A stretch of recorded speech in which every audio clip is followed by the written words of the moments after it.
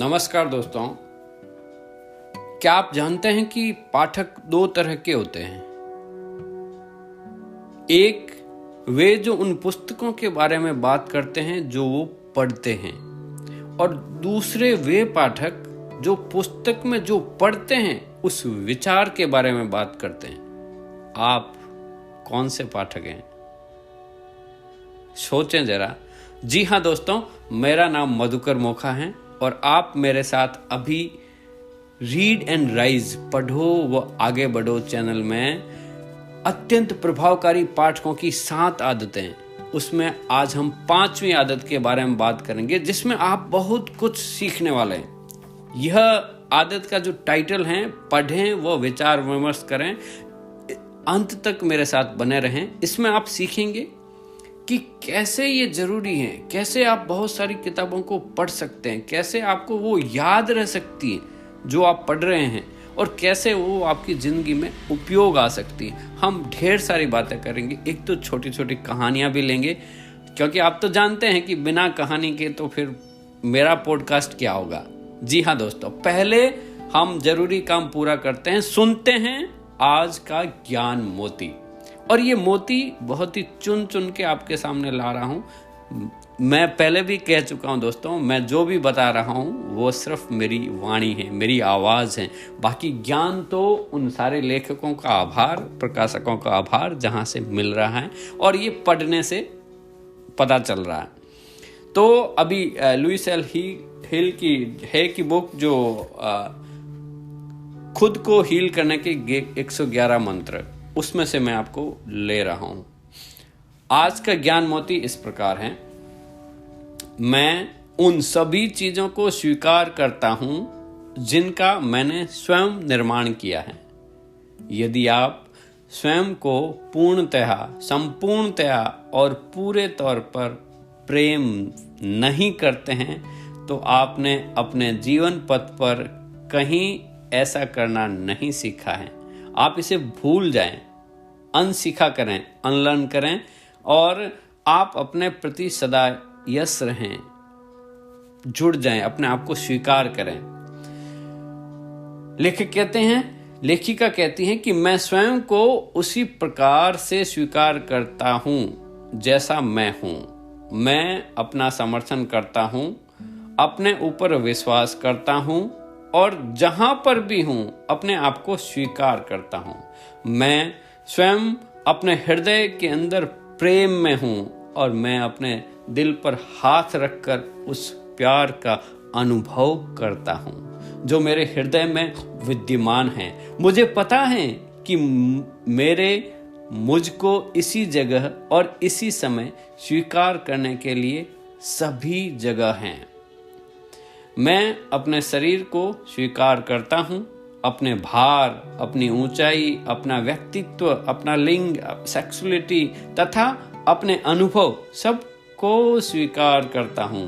मैं उन सभी चीजों को स्वीकार करता हूं जिसका मैंने अपने लिए निर्माण किया है। अपना भूत और अपना वर्तमान, मैं अपने भविष्य का भी निर्माण होने देता हूं। मैं एक दिव्य भव्य जीवन की अभिव्यक्ति हूं। मैं सर्वोत्तम चीजों के योग्य हूं, वे मुझे मिलनी ही चाहिए। मैं यह सब अपने लिए अभी स्वीकार करता हूं। हाँ, मैं चमत्कारों को मानता हूं, मैं उपचार को भी स्वीकार करता हूं, मैं पूर्णतया को भी स्वीकार करता हूं। सबसे अधिक तो मैं खुद को, स्वयं को स्वीकार करता हूं। मैं बहुमूल्य हूं और स्वयं का लुत्फ उठाता हूं, और ऐसा है भी। थैंक यू दोस्तों, धन्यवाद। ये बहुत ही जबरदस्त पॉइंट्स हैं। किसी को भी अगर कुछ समझ में नहीं आ रहा है तो प्लीज मुझे मैसेज करें। आई वॉन्ट टू नो मोर। मैं इसमें आपकी मदद करने के लिए तैयार हूं, क्योंकि ये छोटी छोटी चीजें हैं। अगर आपको समझ में आ गए ना, तो जीवन सरल हो जाएगा, गारंटेड। बहुत ही आसानी से आप इस जीवन का लुत्फ उठाएंगे। जी हाँ दोस्तों, अब हम बात करते हैं अत्यंत प्रभावकारी पाठकों की 7 आदतें, जिसमें हम आज आदत नंबर 5 पे बात करेंगे। उसमें है पढ़े व विचार विमर्श करें। और यहाँ पे बर्निंग प्रॉब्लम्स ये हैं जो राइटर बताते हैं कि मैं जो पढ़ता हूँ वह सारा का सारा मुझे याद नहीं रहता। ये आम सबकी प्रॉब्लम है, सबके साथ होता होगा। और दूसरा क्वेश्चन है कि हजारों किताबों में से ज्ञान का समुद्र भरा पड़ा है, क्या ये सारा महत्वपूर्ण ज्ञान मैं अपने अंतर्दृष्टि, अपने जीवन में कैसे समेटूं? ये क्या हम ये सारा इकट्ठा ही करते जा रहे हैं या जिंदगी में इसको अप्लाई भी कर रहे हैं? हाँ दोस्तों, यहाँ पे लेखक बहुत ही शानदार तरीके से बताते हैं। और लेखक ने यहाँ पे बताया है कि वे सिमोन सिनोक की जो पुस्तक है स्टार्ट विद वाई, उसके अंदर भी उन्होंने इसी वाई को ढूंढने के लिए ही जवाब दिया है, कहा है कि जब तक आपको वाई नहीं पता है ना, आप क्यों कर रहे हैं, कैसे कर रहे हैं, तब आपको जीवन का दिशा नहीं मिलेगी। तो लेखक के यहाँ पे क्या हुआ था, जब अमृत देशमुख जो बुकलेट गाई हैं वो अपना एक निजी बात बताते हैं, वो शेयर करते हैं इस आदत के अंदर। उन्होंने कहा कि एक बड़ा विचार उनके दिमाग में कब आया, जब उनके दिमाग में आया कि मिशन मेक इंडिया रीड बनाना चाहिए। ये 2018 की बात है दोस्तों। वो अपने मिशन पे कामयाब हो रहे थे और बुकलेट गाई भी काफी प्रचलित हो चुका था उस समय। तो हुआ ये था कि उनके एक दोस्त ने कहीं से नंबर लिए उनके और उनको ढूंढते हुए उनके घर पर पहुंच गए, उनके साथ पहुंच गए, उनके सामने बैठ के और बचपन की यादें, बचपन की दास्तानें उनके साथ शेयर करने लगे। तो इनके मित्र ने पूछा बुकलेट गाई से, अमृत जी से सवाल किया। मित्र बोलते हैं, तो आजकल आप कौन सी पुस्तक पढ़ रहे हैं? अमृत जी बोले, मैं पढ़ तो रहा हूं, पर उस पुस्तक का नाम भूल गया हूं, sorry I forgot that the name. मित्र बोलता है, चलो कोई बात नहीं, ऐसा हो जाता है। फिर इन्होंने जवाब दिया, पर क्या तुम जानते हो, उस पुस्तक के एक विचार ने मेरे दिमाग को बिल्कुल झंझोड़ डाला, जैसे लेखक ने मेरे मुंह पर जोरदार तमाचा मारा। मैं भावुक होकर बोला और इससे उसे जिज्ञासु बना दिया। और उसने अगला सुस्पष्ट प्रश्न पूछा, ओह ये बात है, तो वो कौन सा विचार था? देखो, शायद आपके साथ भी ऐसा ही हुआ होगा। आप पूछना चाहेंगे, आप समझना चाहेंगे कि वो क्या विचार था एग्जैक्टली। अगर ये हैं तो बिल्कुल सही ट्रैक पे हैं। तो अमृत जी ने क्या जवाब दिया? वो बोले, देखो हम सब मानते हैं कि जुनून का मतलब कुछ ऐसा है, पैशन, वो करना जिसे आपको हार्दिक प्रेम हो। मुझे भी आज तक यही डेफिनेशन पता थी कि पैशन का मतलब ये कि वो जो काम जिसको करने में आपको मजा आए और जिससे आपको बहुत जबरदस्त हार्दिक प्रेम हो। लेकिन आज ये आपका जो बिलीफ है ना, या आपकी जो धारणा है, ये एकदम उल्टी होगी। जिसमें लेखक क्या कहते हैं, यहाँ ये बता रहे हैं कि पैशन का मतलब वो काम हो गया, जुनून का मतलब वो हो गया जिसमें आपको प्रेम हो, जिसे करने में आपको आनंद आता हो। परंतु लेखक इसके विपरीत कहता है। जुनून अंग्रेजी शब्द पैशन, जो लैटिन भाषा के पेटियो से निकला है और जिसका अर्थ है कष्ट या दुख सहन करना। जोशीले होने के लिए दोस्तों, पहले आपको दुख या कष्ट झेलने जरूरी हैं। हमारी धारणा है कि किसी काम में क्षमता या महारत जुनून से पैदा होती है, लेकिन इसके विपरीत उस लेखक के अनुसार जुनून निपुणता से पैदा होता है।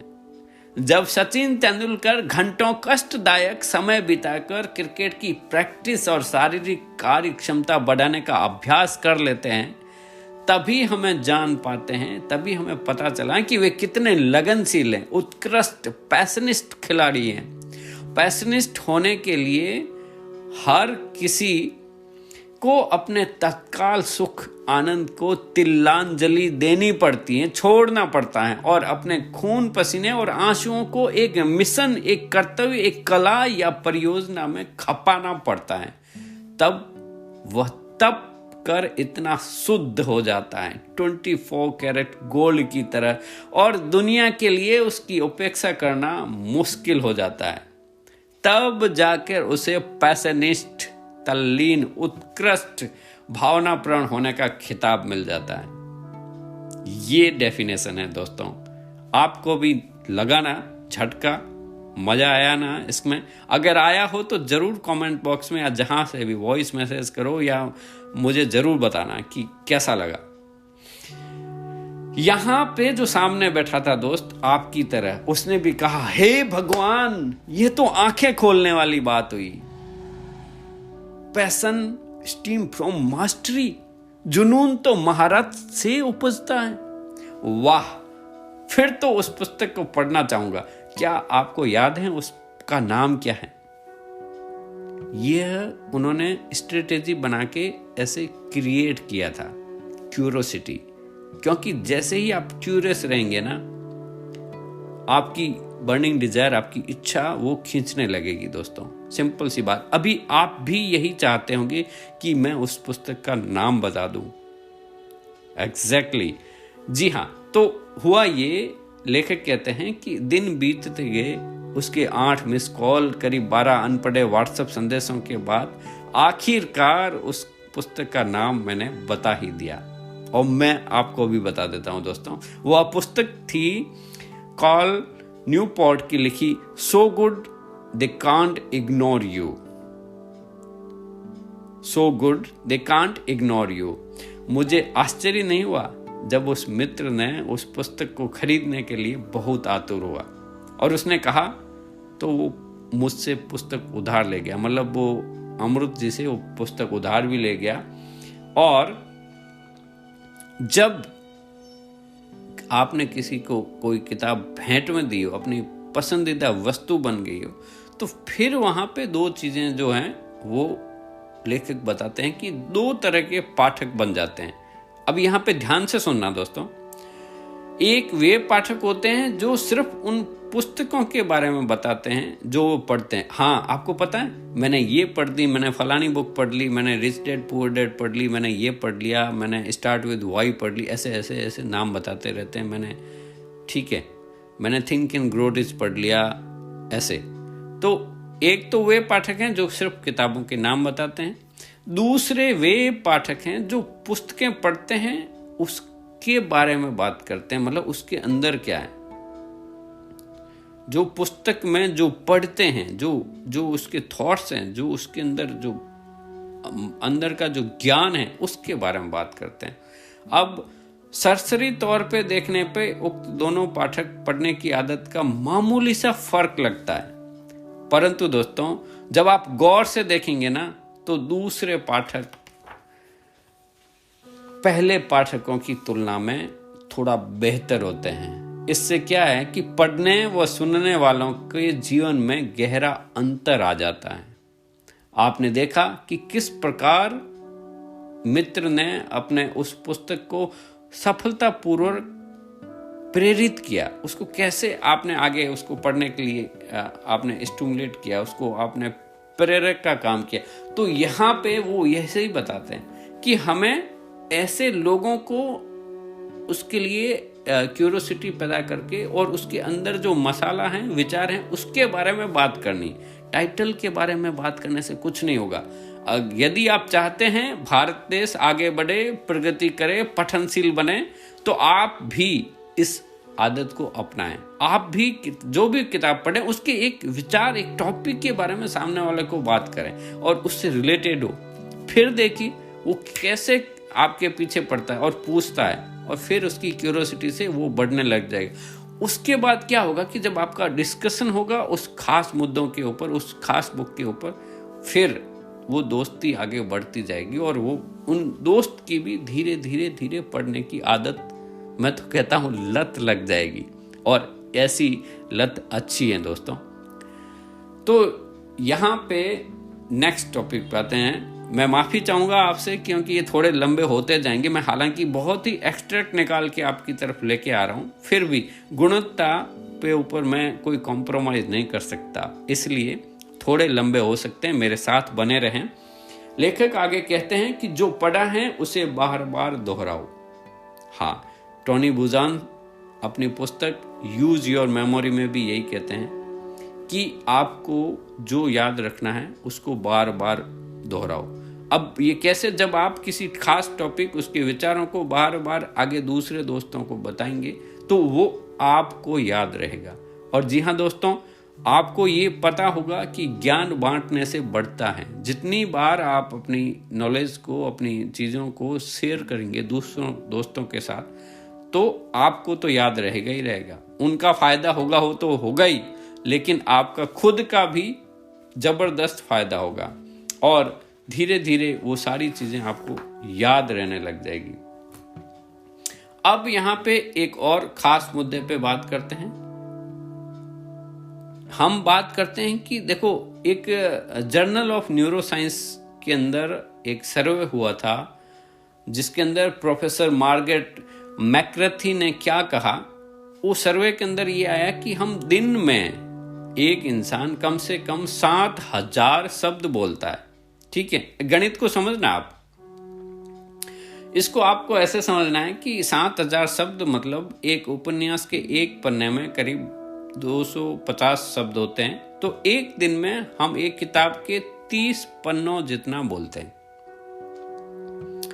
हम कितना बोलते हैं और ऊपर वो जो संख्याएं दिखी है उसका एक परिणाम मात्र, लेकिन इससे कोई फर्क नहीं पड़ता है। हमें ध्यान रखना है बोलने की गुणवत्ता कितनी है, हमने जो बोला है उसमें से कितना चीज यूजफुल है, कितनी गुणवत्ता वाली है, उसके ऊपर ध्यान देना है दोस्तों।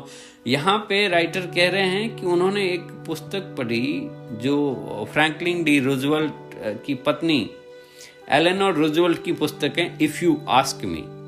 इतनी जबरदस्त बात लिखी है उन्होंने, आप भी सुनिए। वो कहती है कि छोटे दिमाग वाले लोग व्यक्तियों के बारे में बात करते हैं, इसने ये कर दिया, उसने वह कर दिया, ऐसे ऐसे। औसत बुद्धिजीवी के लोग घटनाओं के ऊपर बात करते हैं और उच्च बुद्धि वाले लोग विचारों पे चर्चा करते हैं। लेखक कहते हैं कि एकदम जोरदार तमाचा है मुंह के ऊपर उनके। तो यहाँ पे वो बता रहे थे कि कोई फालतू की गपशप तो नहीं कर रहे हैं हम जाने अनजाने, मैं आपको ऐसे नहीं कह रहा हूं, लेकिन जाने अनजाने हम कोई व्यर्थ की बातें तो नहीं कर रहे हैं।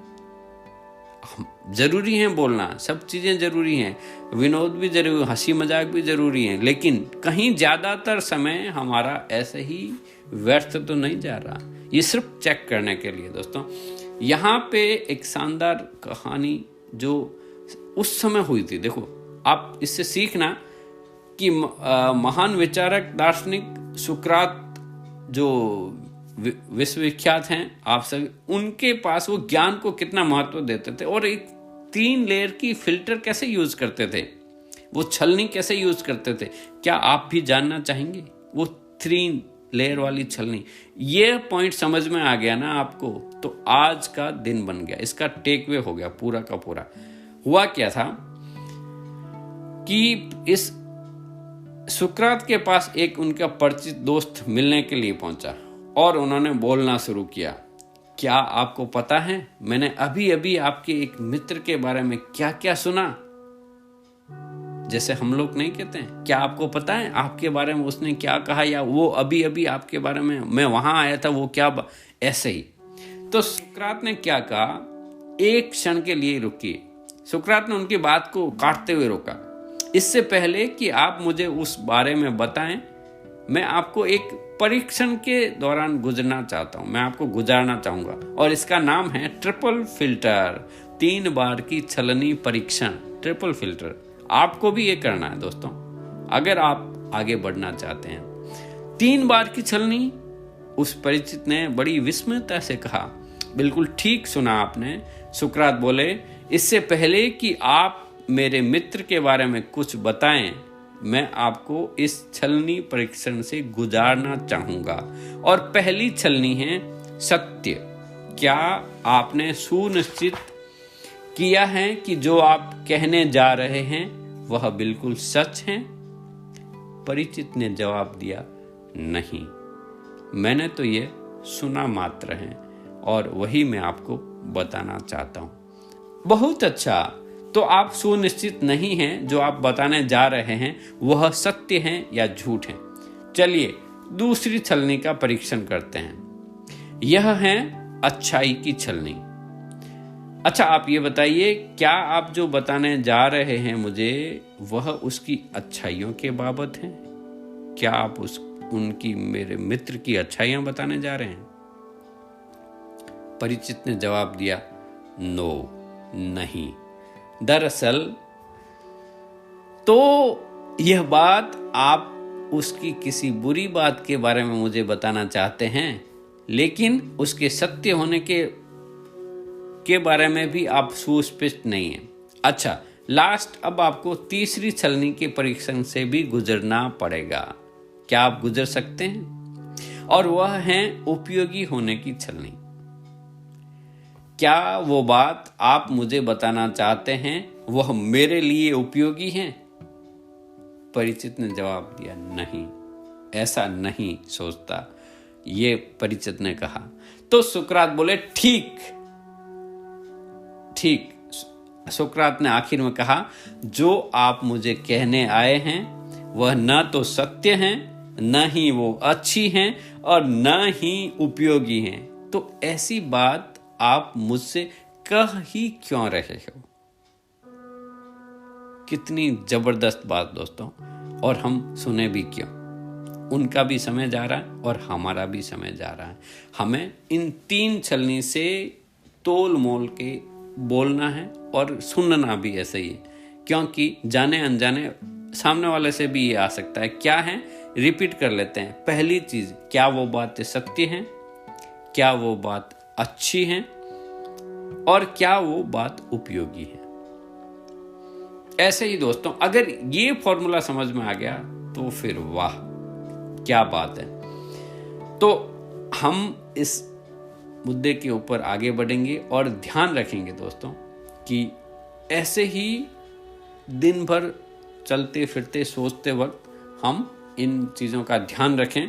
और हमारी पांचवी आदत को हम यहीं पे विराम देते हैं, और कल की जो छठी आदत है उसके बारे में है, आप जरूर सुनना कि पढ़ें और फिर दूसरों को पढ़ने के लिए दें। हाँ, जो किताबें हमारे पीछे बुक शेल्फ में पड़ी रहती है ना, मेरे पास भी भरी हुई है, और हमें क्या लगता है कि ये मेरी बहुत ही बहुमूल्य संपत्ति है, मैं इसे नहीं छोड़ सकता। लेकिन कल के चैप्टर में आपको इतनी जबरदस्त चीजें समझ में आएगी कि बस, और ये लाइफ चेंजिंग वाली थॉट्स हैं दोस्तों। मैं इस पुस्तक से बहुत ही प्रभावित हुआ हूँ, क्योंकि मुझे ये मिशन बहुत ही शानदार लगता है। अगर हम पढ़ेंगे नहीं तो बढ़ेंगे कैसे? और हमारी जिम्मेदारी हमारे ऊपर ही है, हमें खुद का ही अपने ऊपर पहले सहयोग करना है। तो थैंक यू वेरी मच दोस्तों, काफ़ी समय ले लिया, आपका हृदय से आभार। लेकिन आप तो मस्त रहें, हंसते रहें व सुनते रहें motivational talk with Madhukar Mokha. कल फिर मिलते हैं नए एपिसोड में, तब तक के लिए जय हिंद, जय भारत।